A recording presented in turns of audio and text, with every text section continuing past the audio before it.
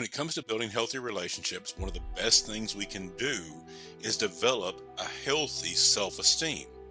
Sometimes we look to our relationships to validate us, to make us feel better about ourselves, but it doesn't work that way. When we are struggling with our own value, with our own sense of self and self esteem, there is no amount of compliments, of support, of outpourings of love from other people that is going to be enough.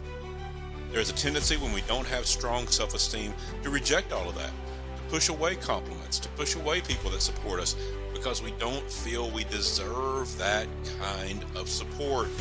Healthy relationships start with loving yourself and having strong self esteem and knowing your own value. So today I want to make a logical case for self-esteem. I don't want to just tell you that you should like yourself, that you should love yourself. Let me try to make a logical case why everybody in every situation can have a basic, fundamental sense of self-worth. And I want to do that through a little thought experiment. So let's think about how we got here.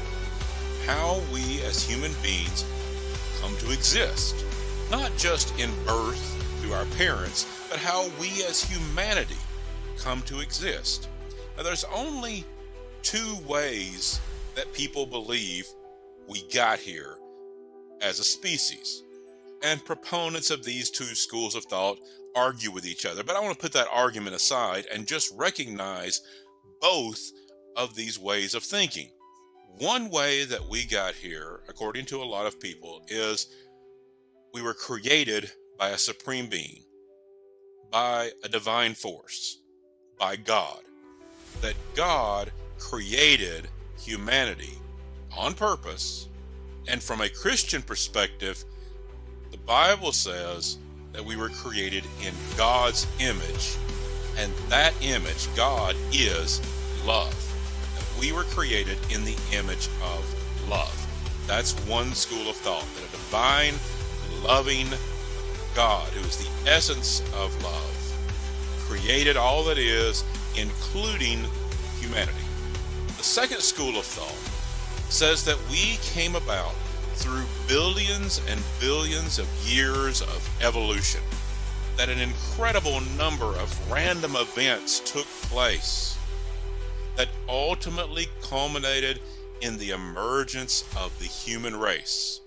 Not just as a species, not just as an evolved creation, but as a species with the capacity for love, for consciousness on the level of love and humor and compassion and all the things that truly make us human.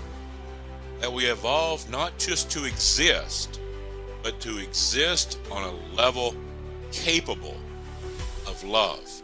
So, these are the two origin stories of the human race. And of course, as I said, the proponents of each argue with one another. But if we could just step back for a moment, put the arguing aside, and look at these two origin stories, I think we have to admit they're both incredible origin stories. Either way, we're pretty amazing. Now, of course, we have our flaws and we make mistakes, and that's part of being human. But whether you believe we were created by a divine, supreme being, created by God, or you believe we came about through billions and billions of years of evolution to emerge into this fascinating creation that we are as human beings. Either path is an amazing origin story. And I think we need to remember that about ourselves, each one of us, that we are an amazing creation. And the mistakes we make and the struggles we have, those are things that happen to us in the realities of life, but it doesn't define who we are at our core. We are an amazing, exquisite creation, and everyone has the right to claim that. Everyone has the right to hold, to the fact that we are an exquisite, amazing, beautiful creation with the amazing capacity to love. So claim that. Know that about yourself, and that makes us of value. If we can start knowing we have value, we can begin to build self-esteem based on who we are, who we're created to be, and the capacity that we have as a human being. And that is enough to start building on.